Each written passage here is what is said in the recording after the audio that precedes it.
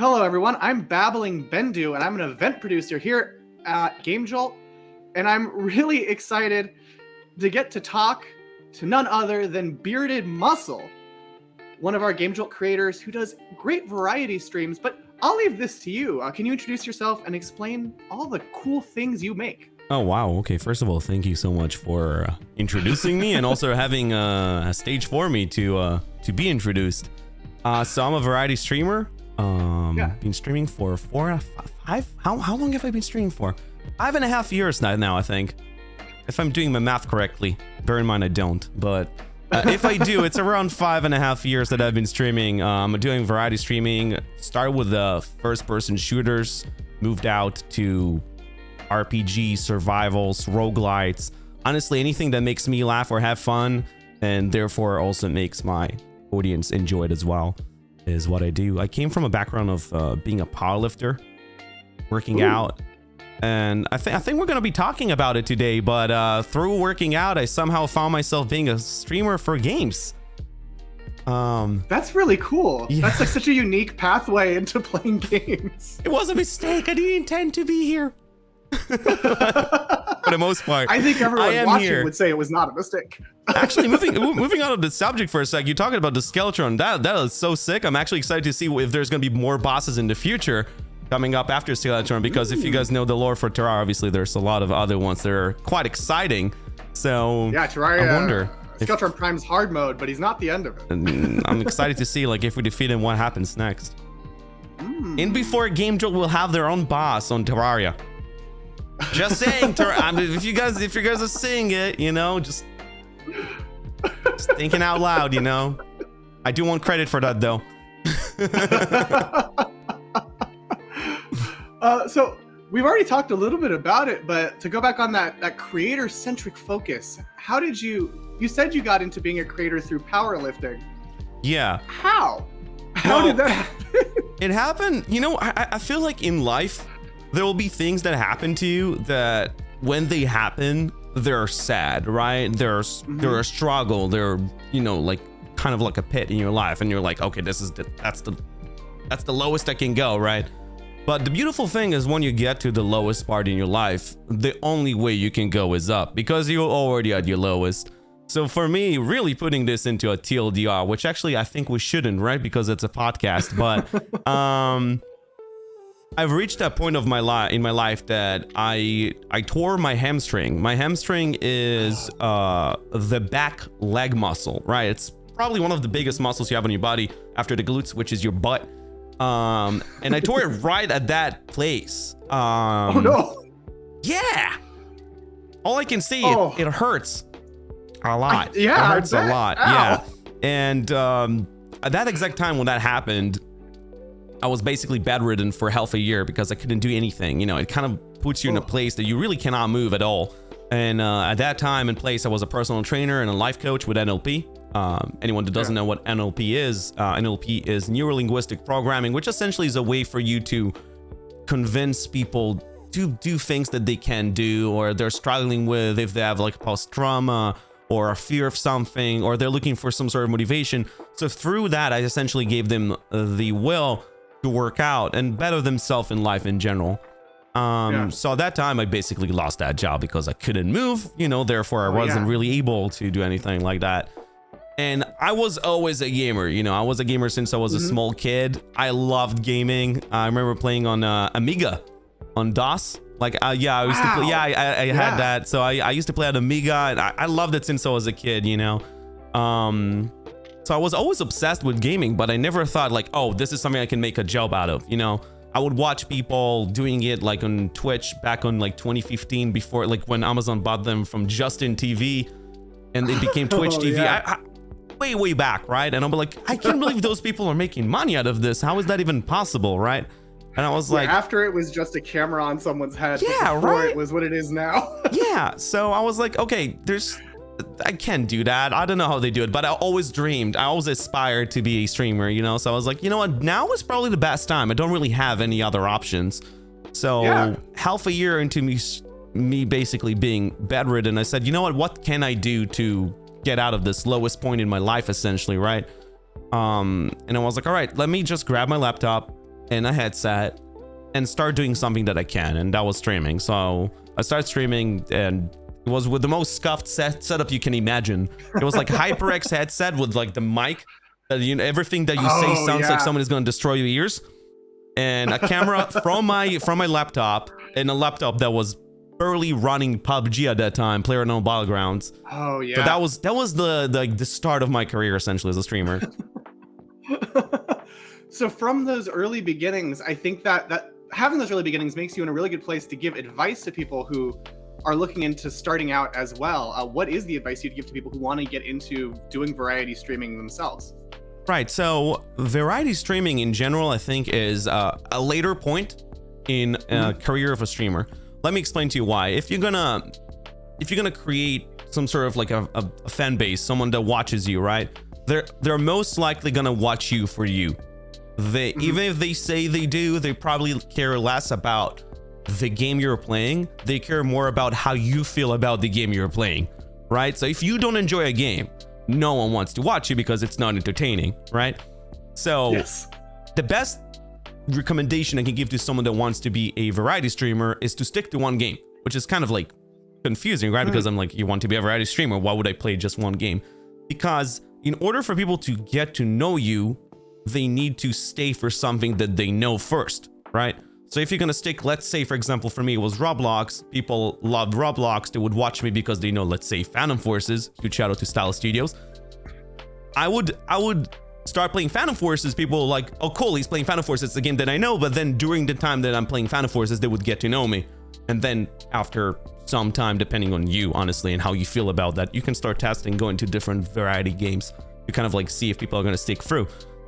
And it's a lot of trial and error, you know, it takes a while. So probably the best tip that I could give to someone that wants to do a variety streamer is, first of all, stick to one game, find game that he is feeling comfortable with first, right, before his audience, and then build his audience around that one game. And then after some time, if he feels like it, moving to other games.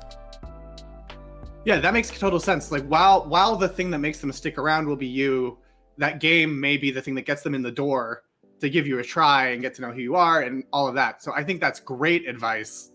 How do you know what game you think will be a good one to play on stream? Is it just that you have that excitement around it and you're like, well, if I'm excited, everyone else will also be excited about the game and watching me play?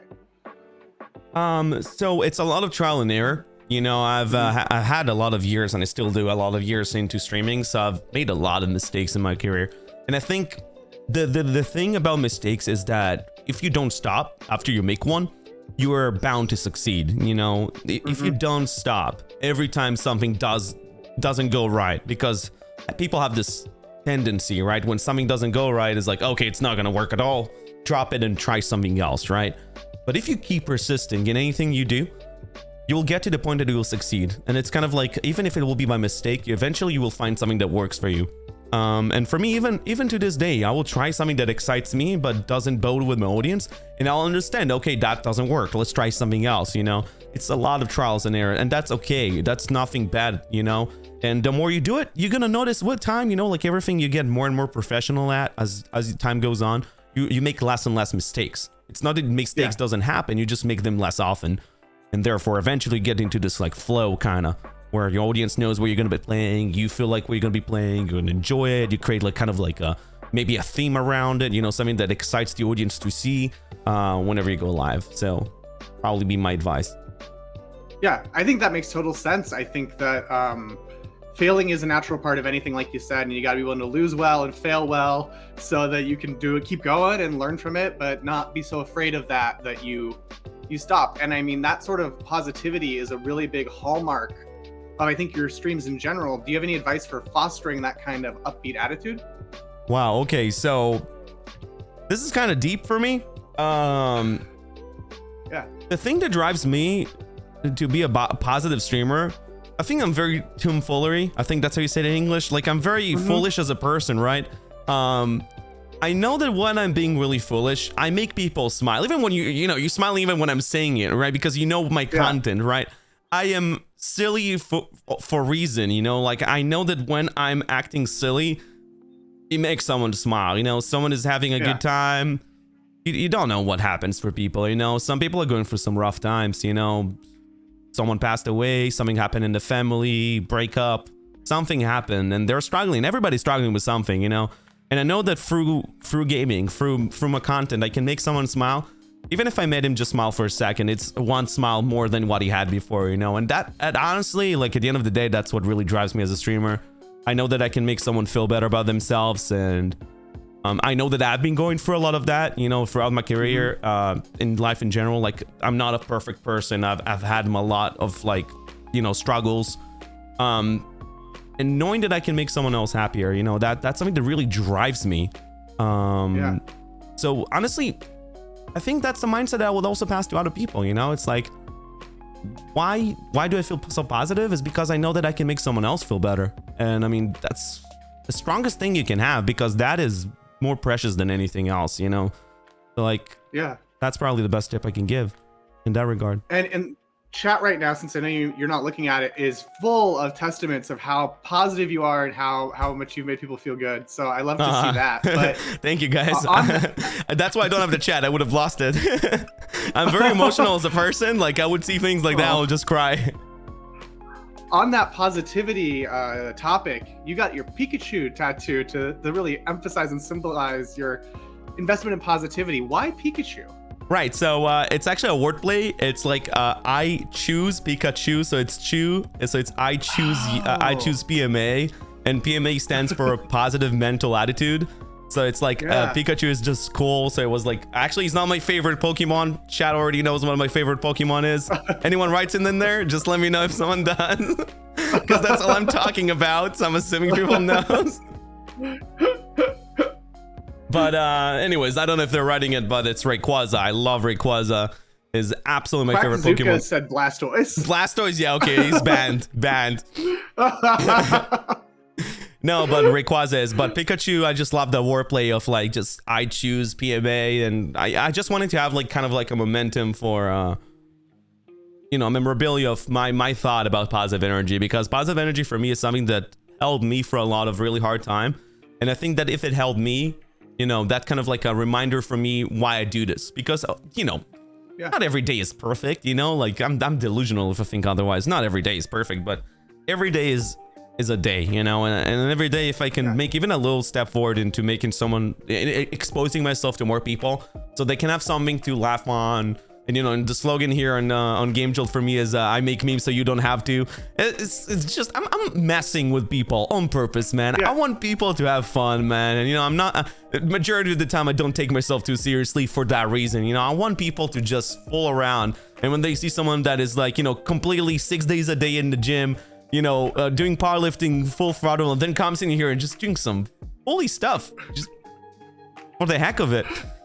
I don't know. That's what I would have loved to see, you know, someone taking him not seriously for once. You know, this world is so serious all the time. Sometimes just heck, bro, just go crazy, you know. It's funny, it's fun, you know, that's life. Yeah, Ultimate Ink Trash testifying, the beard lifted me up like a bench press bar with 90 pounds on each side. Oh, by the way, on that aspect, it's pretty. It's a weird flex, but I did 150 kilogram bench press today. I actually broke a record. Oh, congratulations! Yeah. I'm gonna compete probably next year, and I hit a 150 kilogram bench press today on 70 kilograms body weight. That's my record. Wow. Yeah. Wow. I'm really happy. Glad we get to be here the day you announced that. That's so cool. Yeah, I'm very happy with it. Yeah. I know that like consistency is a huge part of making that kind of progress in the gym, but how do you keep the level of consistency you've had in your streaming schedule? Because you stream on GameJolt every Monday and Wednesday at 10 a.m. Eastern, 3 p.m. GMT. And I know, as you said, not every day is perfect. So how do you keep that consistent schedule in the face of other stuff coming up? I think I can give it as a tip to people in general with being consistent about anything in life. It's only really hard for the first 30 days. If you're going to do something for 30 days,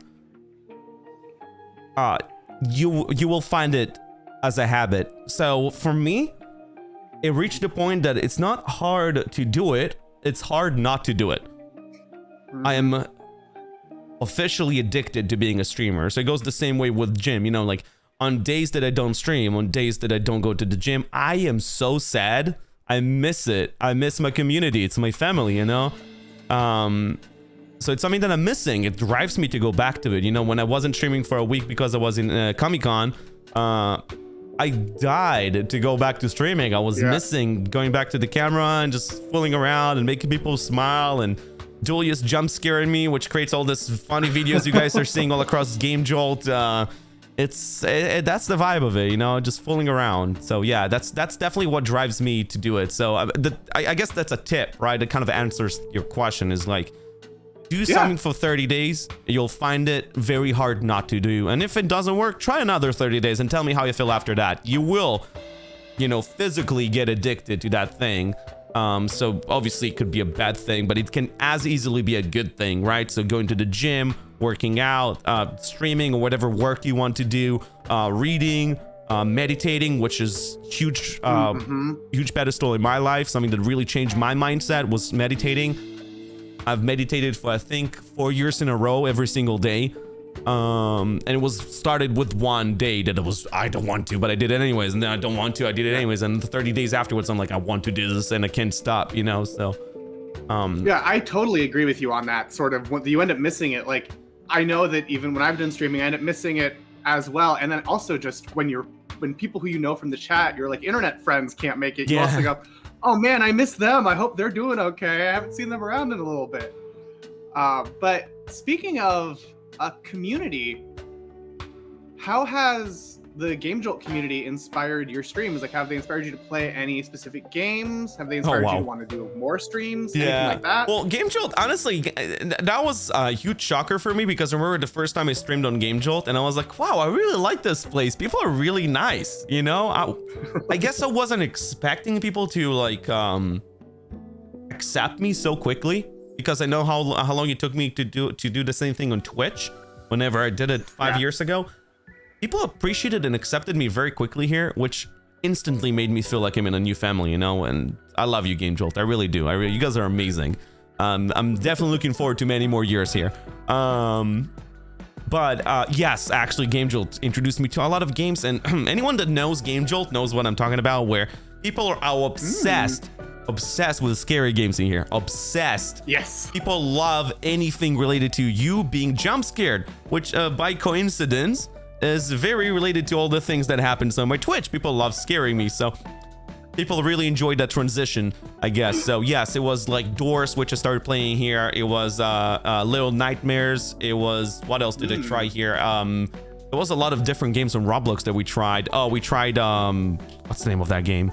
We just tried it. Dang it, I forgot. Poppy Playtime. Poppy Playtime was also one of them. Oh yeah. Whew, that one was rough, I'm not gonna lie.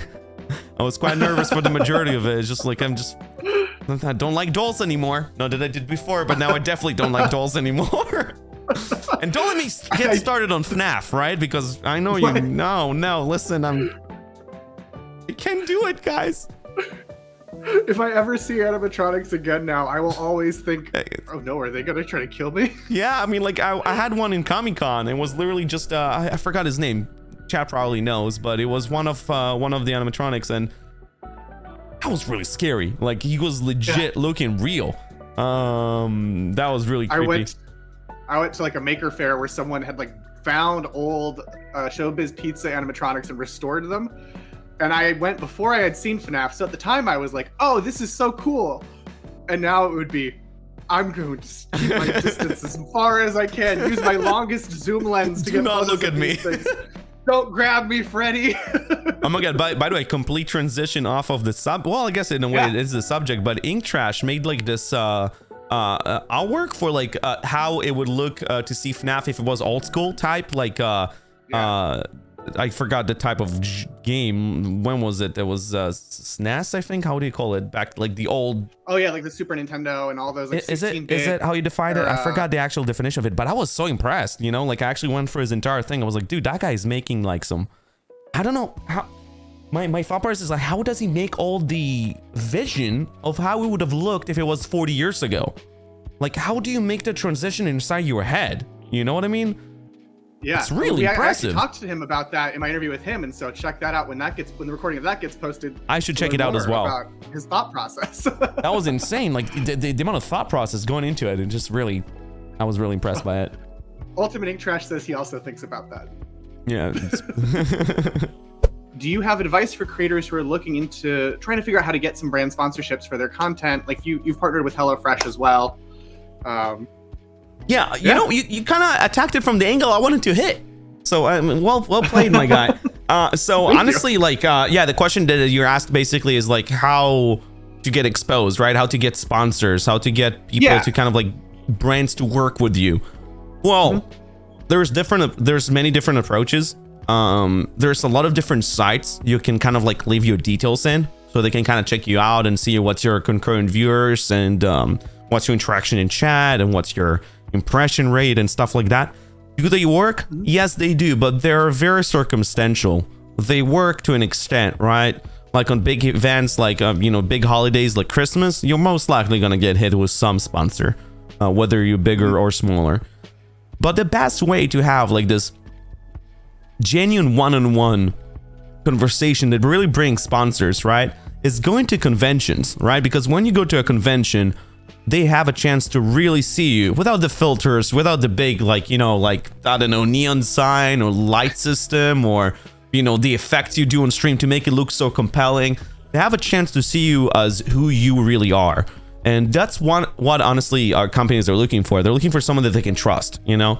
So when they're having a conversation with you and you're catching up and then you're like, oh, by the way, I'm also a content creator. I would love to work with you. I would love to see if we can have something that we can do that works in common, right? Check out my content. I'll tell you what we can do. It brings them to a point that they're really inclined to work with you, you know? So it's a really good way to get some good sponsors. And that's how I got a lot of my sponsors in the past to a lot of bigger and smaller brands. Well, of course, you get to meet them too, so you know you can trust them a little bit more too, and so that makes complete sense as a nice way to make that kind of an authentic connection. Exactly. But speaking of connections, do you have advice for creators who are looking to connect with their fellow creators and do collabs and those kinds of things? Right. Okay, so this one is kind of like a topic. Honestly, I was actually thinking about it, and I was thinking like how to best answer that question in a way that it would work for everybody. So anyone that is from other platforms, you knows that you can raid, right? You can actually pass your viewership to someone else's when you're done with your stream. I personally find it invasive. I feel like it's kind of like jumping into their business. It's like, imagine there's a house, right? Which is the community, and that's a family.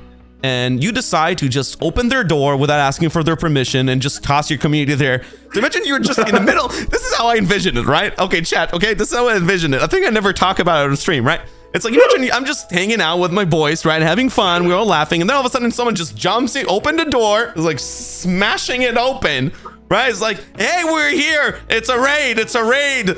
Check us out. It's the streamer. His name is Billy Bob Joe. I'm like, I don't care about Billy Bob Joe was in the middle of the story about my sister. I don't freaking know. You know, it's like, you have to have some context, my guy. You can't just jump into someone's stream.